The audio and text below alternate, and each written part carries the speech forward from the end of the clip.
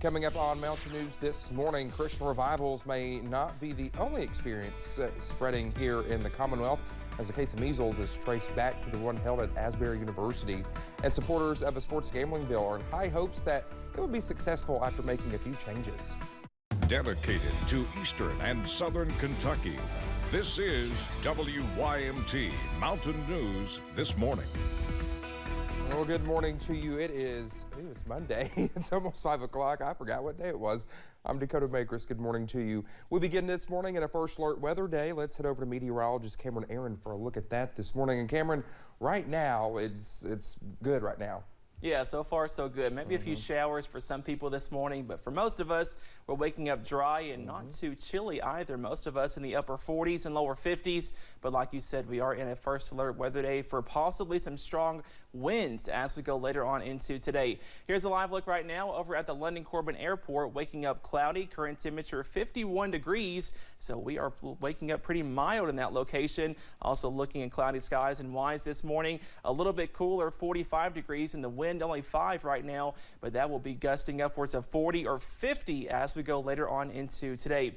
Temperatures, a warm front is moving through the region right now, and you can tell where that is. 43 for Ashland, 54 in Somerset, so warmer air will continue pushing in as we go through this morning, and showers possibly near the Mountain Parkway and points to the north near I-64 near Moorhead. But most of us waking up dry this morning, but notice back to the west we are tracking more showers, and those will continue pushing off to the east, and we do have a first alert weather day in place for high winds and possibly some gusty showers. We'll talk about that in more detail coming up in just a little bit. Dakota? All right, Cameron, thank you. Well, just days after the ending of the revival at Asbury University, the State Department of Public Health has confirmed new cases of measles that is linked to the revival. Lucy Bryson has that story. A case of measles has been reported in Jessamine County. Health officials say that the infected person attended the Asbury University revival just last Saturday. This is reported to be the third case of measles in the state of Kentucky in the past month. Measles is a virus. It is spread predominantly by respiratory, by droplets in the air. It's very contagious. Family practice physician Dr. Jeff Fox says that this is the first case of measles he's dealt with in years. I've been practicing for about 40 years, and in the last 35, I don't know that I've seen, a case of measles. Maybe I could count them on my one hand. The concern of Fox and the rest of Jessamine County is how fast the disease can spread. And with Asbury's revival facilitating thousands of people, the event could become a super spreader. But Fox says with proper vaccination, measles can be avoidable. If you're exposed and are vaccinated, your risk is small. Again, pay attention to symptoms, but you're pretty good protected if you're vaccinated. For individuals who do contract measles, he says that it's not typically fatal. Typically, you get over it. Okay, you supportive care, fluids, Tylenol, and time. That's typical. You don't want to be one of the atypicals who dies from a complication. But he advises sick individuals to contact healthcare professionals just in case. That was Lucy Bryson reporting. Any people experiencing symptoms of measles are asked to contact their doctor and follow CDC protocol in order to stop the spread. Allergy season is underway across the state of Kentucky due to warmer temperatures scattered throughout the past month. The Asthma and Allergy Foundation of America says more than 50 million people in the U.S. have allergy symptoms.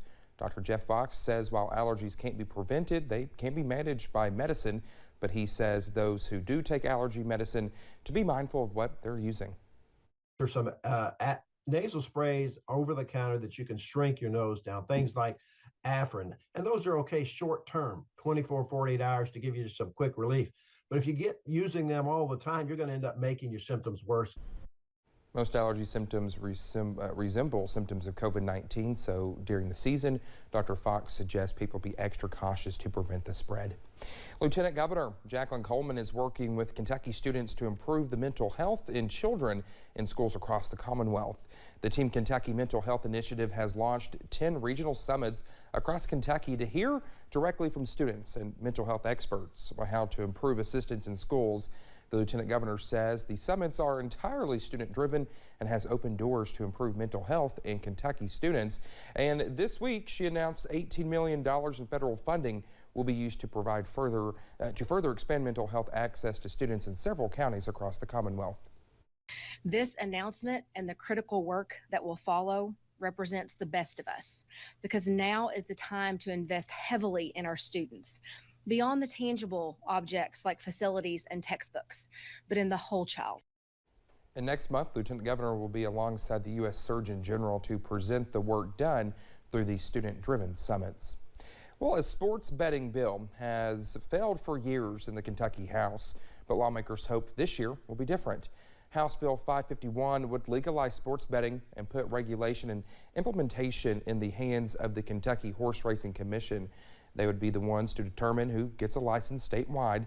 What makes this bill different from last year's is it removes online poker and daily fantasy. Lawmakers say they've also cleaned up a lot of the language in the bill to make sure everything is up to date. Some believe 2023 is the year and the votes are there to get it through.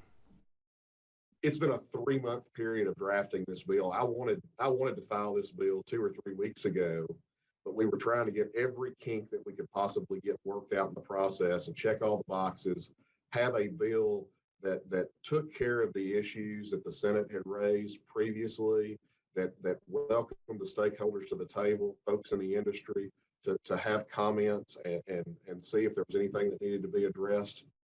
The money raised by the bill is once again earmarked for Kentucky's public pension fund, same as last year's bill. It's not for certain if it'll make this week's agenda, but if not, supporters are hoping it'll get on there for the week after.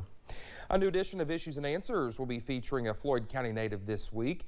Kentucky State Treasurer Allison Baugh joined Steve Hensley to talk about Kentucky politics and current events. Well, she says the region is still home for her, and she hopes rebuilding from the flood will move faster. We went out in Wayland, I'm from Floyd, so it was good to be home.